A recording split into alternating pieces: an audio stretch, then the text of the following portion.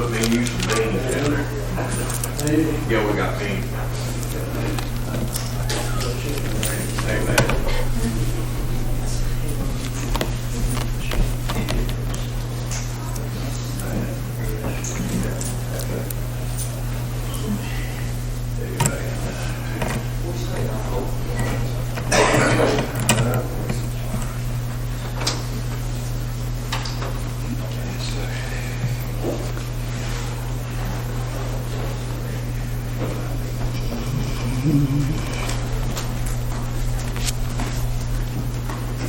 Good morning once again. It's already been mentioned. Good to see everybody here. Got some visitors today.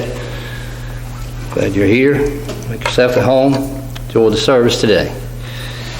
All right, Mark chapter 7. If you want to turn with us, Mark chapter 7. We'll just recap briefly what we talked about last week. We'll actually be starting in Mark chapter 8. But recap a little bit the last part of Mark chapter 7. Before we get into our lesson today, of course, last week we finished talking about, again in chapter 7, about how Jesus was teaching the Jews and where he explains to the disciples what he had actually been telling them, what he'd actually been trying to teach them. In verse 17, in verse 18 through 23, Jesus actually gives his explanation to the disciples. And just kind of simply paraphrase it, he talks about how natural food, of course, goes into the mouth, goes into the stomach. We know the digestive process, then it's wasted out. But there's no defilement in that. But he said the defilement begins because of sin in the heart. And then it comes out, and he lists 13 different things. He called them evil things here in these verses. And so he's basically telling them that it's not what goes in the body, because remember the Pharisees had accused the disciples of eating with unwashed hands. And it wasn't because they ate with dirty hands. It wasn't because of what they ate. That's not what defiled them. But because of sin in their heart, that came out as defilement. And that's what defiles a man. Jesus explained that to his disciples. And in verse number 24, chapter 7, we see where Jesus actually goes into Gentile territory, into Tyre and Sidon, and he starts his ministry there to the Gentiles. And there's 3 miracles that are performed in our next section here while he's there. In verses 25 through 30 of chapter number 7, Jesus, remember, grants the Gentile woman, the Syrophoenician woman, grants her request to cast the demon out of her daughter who had been possessed with the devil. We talked about also how she had several obstacles she had to overcome to get this miracle performed. Her nationality, of course, she was a Greek, she was a Gentile, so that was against her. Satan, of course, was an obstacle because Satan had possessed, one of Satan's demons had possessed her daughter. So Satan was an obstacle. And then the disciples, they said, Lord, just send her away. She's just a Gentile, just send her away, don't help her. And then seemingly at first, Jesus didn't seem like maybe he was going to help her at first. We know later, though, that he did. So these obstacles she overcame, and she overcame them because of her faith. Matthew talked about that. And Jesus commended her great faith, so because of her faith, her daughter was healed. In verse 31, we see where Jesus and the disciples went to Decapolis. And all Decapolis was a region of 10 different cities. Multiple cities in that region was called Decapolis. And it was still Gentile territory. And here we see he healed that deaf and the dumb man. And remember, because the man couldn't hear, symbolically, Jesus touched his ears and touched his tongue to let him know that something was about to happen. And that he was going to heal him. And straightway, again, there's Mark's word he likes to use a lot, the man was healed. And he began to publicize to the whole crowd, and they were amazed and they glorified God, Matthew chapter 16 tells us.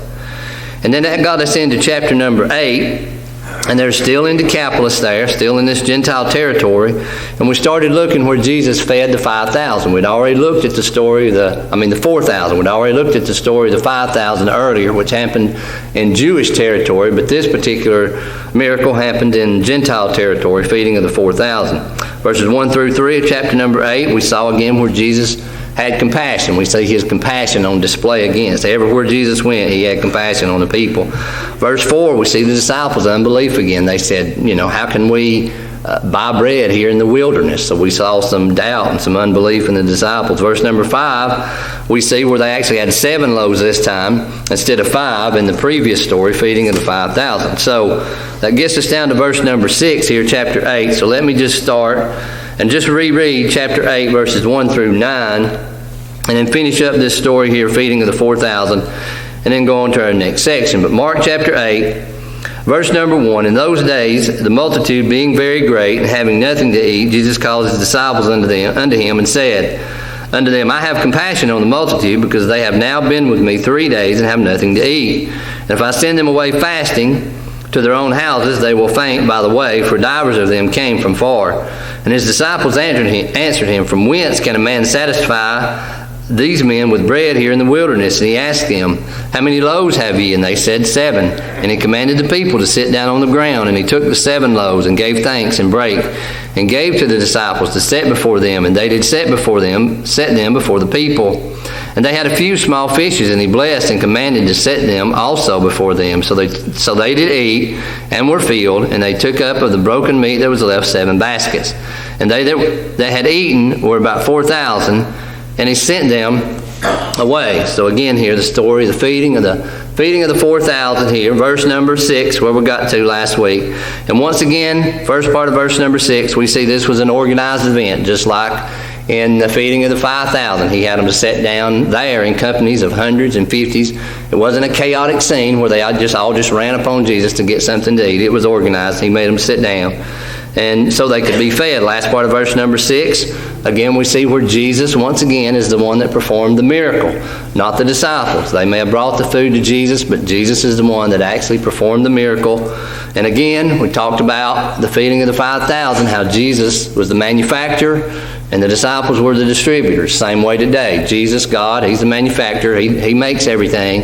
And we as Christians, we just distribute it. We distribute the Word of God, and we help others and different things like that. Verse number 7, we see this time where they said they had a few fishes. We don't know how many that was. Could have been 2, 3, 4, 5. We don't know, but they had 2 in the previous story, the feeding of the 5,000, and we see where these fishes here, they were distributed as well. The bread had been distributed, the loaves. Now the fishes have been distributed here. Verse number 7. Verse number 8 here in our story, we see again that all ate and were filled. Just like in the feeding of the 5,000, everybody there got plenty to eat, and they were all filled. And there were 7 baskets of leftovers this time. Remember the previous story, there were actually 12. This time, everybody ate, everybody was filled, and there were still 7 baskets of leftovers. Verse number 9, we see how many actually were fed. Here it says 4,000 were fed. But if you go to Matthew's version of the story, he tells us this in Matthew 15:38, and they that did eat were 4,000 men besides women and children. So again, there were women and children involved, 4,000 men plus women and children. So conservative estimate would have been at least 7,000 people, because if you take half, say if half of them were married, that'd be 2,000 more, right? So that'd be 6,000. If they each only had one child, that'd be another 1,000. So minimum 7,000, conservative number here, of people that were fed, excuse me, in this particular story. So what another amazing miracle we see here that Mark records here that Jesus performed here in this story here, Mark chapter number 8. So, again, so far we've seen where Jesus, remember, he was trying to teach the disciples. We saw that, chapter 7.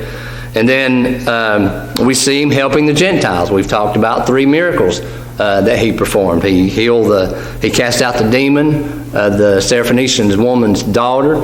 We see he healed this dumb man, and now he's performed this miracle of the feeding of the 4,000. So he's helped the Gentiles here. And next, in our next section, beginning in chapter 8, verse number 10 through chapter 8, verse number 26, we're going to see where Jesus actually is going to start warning the disciples of a few things that they need to be aware of. So let's read here, Mark chapter 8.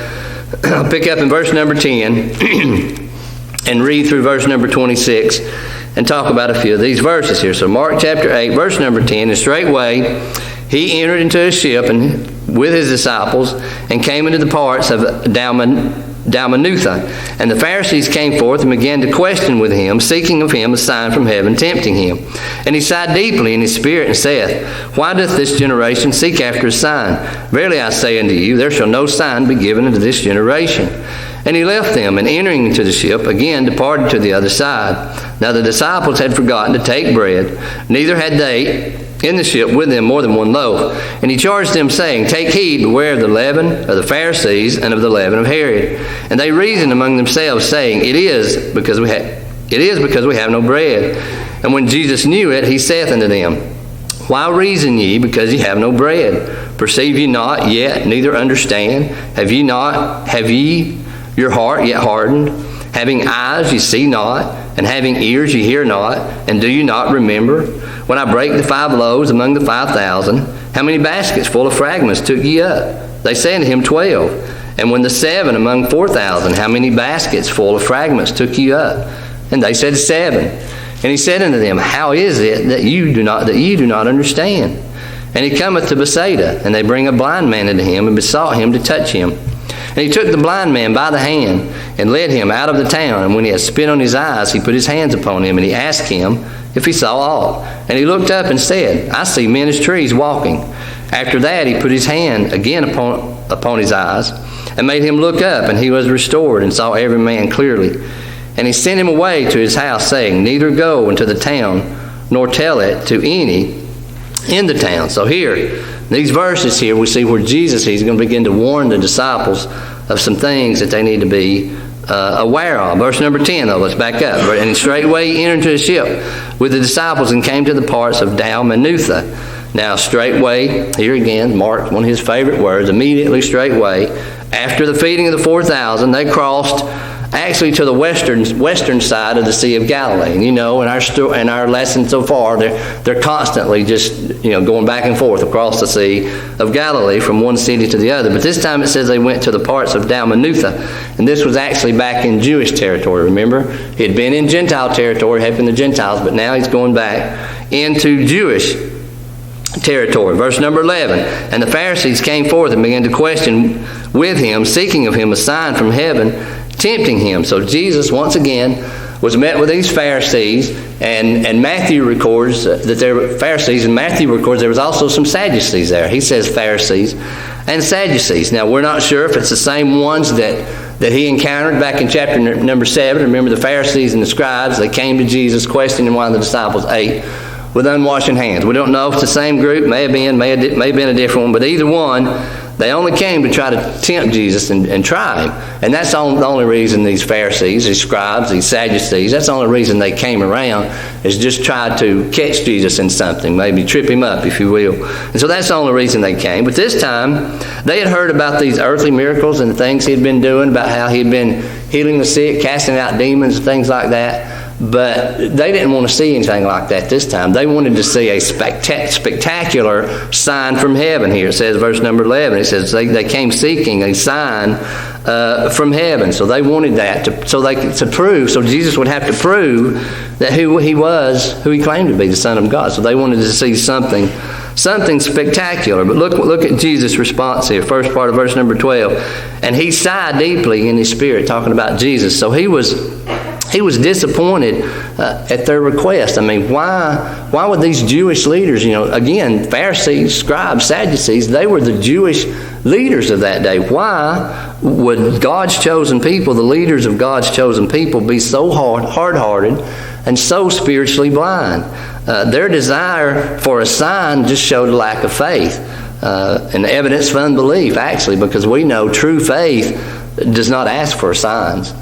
True faith does not. And so they didn't have that faith, so they were asking for some kind of spectacular sign. But we see Jesus, he refused to give them that. Last part of verse number 12. Why doth this generation seek after a sign?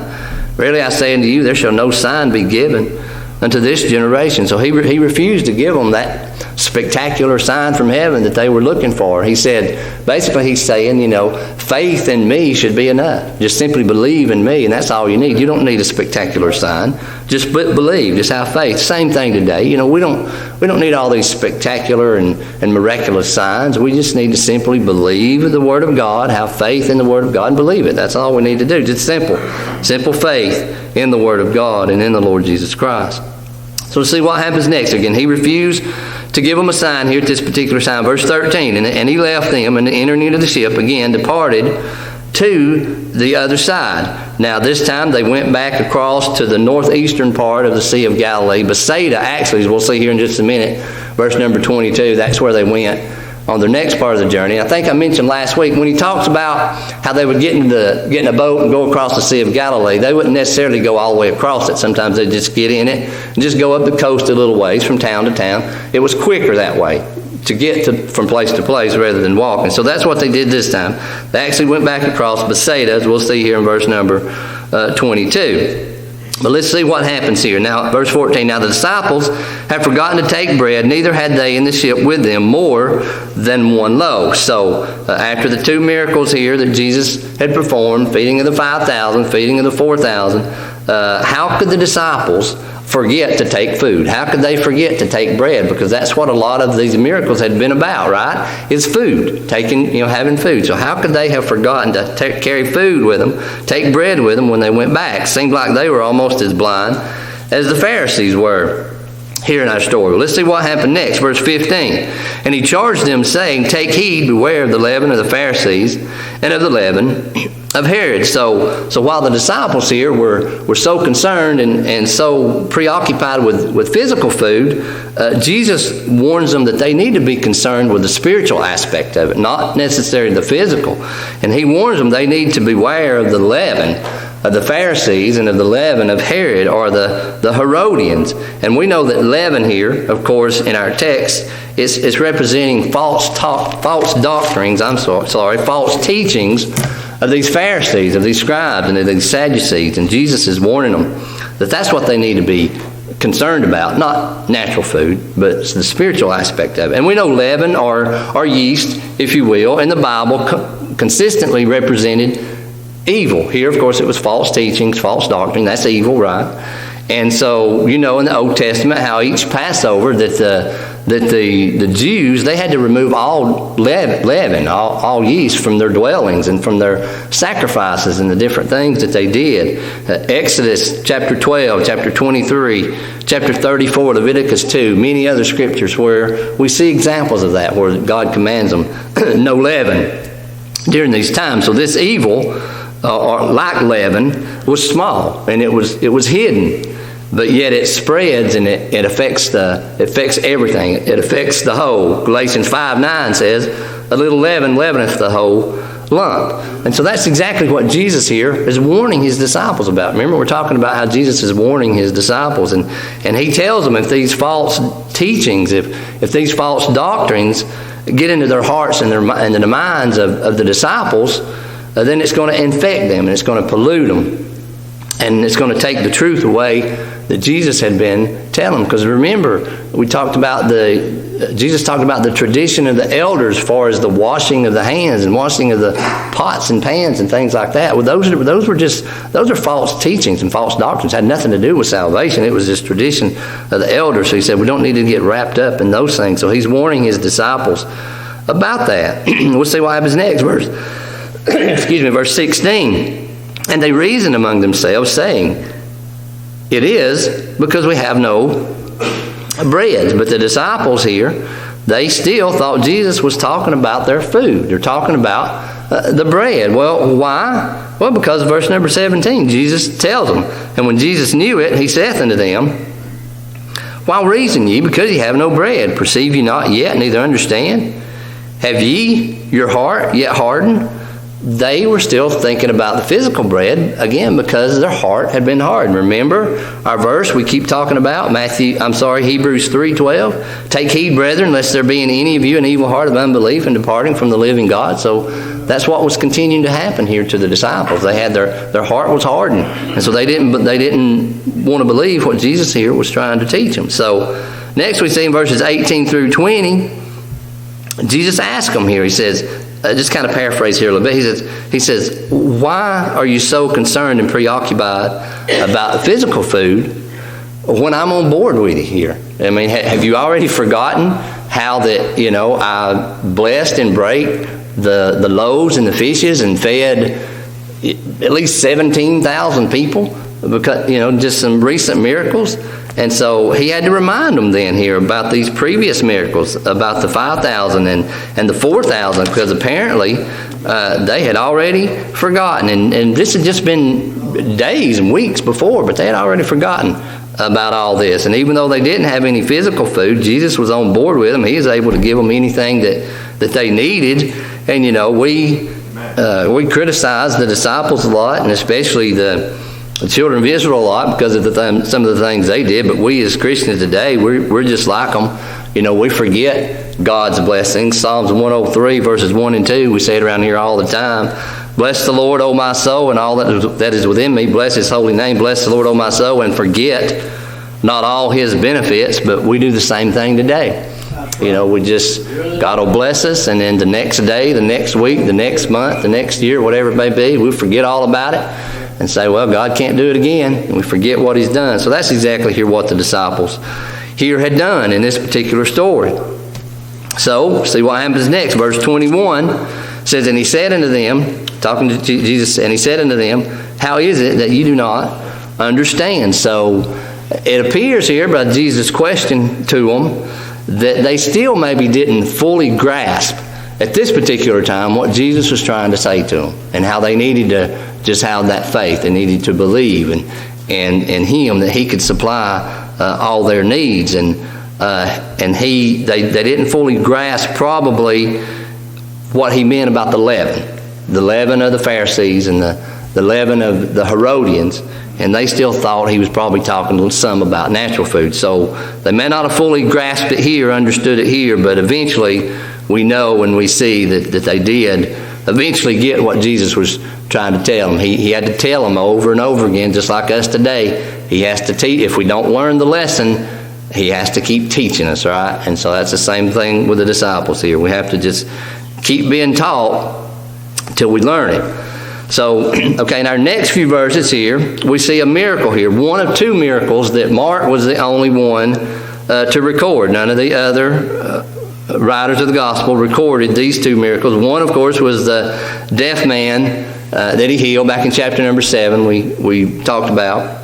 And now this blind man that's going to come up next in our story. Mark's the only one that recorded these two miracles. Well, these two men actually illustrate the spiritual condition of the disciples. Notice back in chapter 8, verse number 18, what Jesus said to them. He says, having eyes, you see not, and having ears, hear ye not, and do you not remember? So he's talking about the blind man, the deaf man, now the blind man. And so it just kind of shows the spiritual condition of the disciples. So let's look here at this particular miracle and see what happens here next. Verse number 22, and He cometh to Bethsaida, again remember back in Jewish territory, and they bring a blind man unto Him, and He besought Him to touch him. So we see here, just as the story with the dumb man, the deaf and the dumb man, that his friends actually brought him to Jesus, this man's friends. They were so concerned about this man, and they knew Jesus was the only one that could help him. So they were concerned. They brought this man, this blind man, here to Jesus. First part of verse number 23. Notice what Jesus did. It says, and He took the blind man by the hand and led him out of the town. Now, just like the deaf man, remember, Jesus takes him away from the crowd. And this particular time, He says He takes this man out of town. Remember, they're in Bethsaida, Jewish town. It says this time He actually takes him out of town. Well, why? Well, probably because Bethsaida had already been judged because of their unbelief. So Jesus is saying, He says, that's it. No more miracles. No more evidence would be given to them. That's what Matthew said. Listen to what Matthew said, Matthew 11, verses 21 through 22. Woe unto thee, Chorazin! Woe unto thee, Bethsaida! For if the mighty works which were done in you had been done in Tyre and Sidon, they would have repented long ago in sackcloth and ashes. But I say unto you, it shall be more tolerable for Tyre and Sidon in the day of judgment than for you. So, because they had already rejected and they wouldn't believe, Jesus, He wasn't even going to do a miracle there in the town before them. So He took this man, He took him out of the town. And let's look and see what happens here. Last part of verse 23 through 25. And again, He took him out of town, and when He had spit on his eyes and put His hands upon him, He asked him if he saw aught. And he looked up and said, I see men as trees walking. After that, He put His hands again upon his eyes and made him look up, and he was restored and saw every man clearly. Now, this miracle here actually happened gradually and not instantly. Mark didn't use his word here immediately, straightway, that he used a lot, but it happened gradually. Why? Well, we don't really know. It might have been because of the atmosphere of unbelief there in that town in Bethsaida. Just as in the city of Nazareth, remember? When we talked about that back in Mark chapter number 6, Verses 5 and 6, talking about Jesus, and he could there do no mighty works, save that he laid his hands upon a few sick folk and healed them. And he marveled because of their unbelief and went round about the villages teaching. So maybe in the same way here, because of this city, Bethsaida, they didn't believe. So he may not could have performed some kind of great miracle, just like in Nazareth there, his hometown. Or it may have been because of the spiritual condition of this man. We don't know. The Bible doesn't tell us here, so I'm not even going to speculate as to why this miracle is a little different from some of the others. It's just the way Jesus wanted it, and so we're just going to leave it at that. But we see in verse number 26, once this blind man was fully healed, remember the last part of verse number 27 said he was restored and saw every man clearly. Verse 26, and he sent him away to his house, saying, neither go into the town nor tell it to any in the town. So Jesus sent this man to his own house. So apparently this man was not necessarily from this town. He may not have been from Bethsaida, because he said he sent him to his own town. But he told him not to go back into this town, not to go back into Bethsaida, neither tell it to anybody in this town. Because again, as we've already talked about, Bethsaida had been given adequate evidence, adequate miracles, yet they still refused to believe. So Jesus said, for that reason, I don't want you even to go back in this town. I don't want you to go back and tell it, because of their unbelief. So it's a dangerous thing for anybody to reject the message of God, right, and to harden their hearts like these people here in this particular city did. So we need to remember not to do that as well. So we're adjourning a little earlier. So let me stop right here. She's getting ready to come play. Dad had requested that we stop about 5 minutes earlier. So we'll stop right here, and Lord willing, we'll take back up here next week in chapter 8, verse 27. And we'll see here where Jesus is actually trying to get a confession here from the disciples on who he is and on who others say that he is. So we'll take up here, Lord willing, again, Mark chapter 8, verse number 27 next week.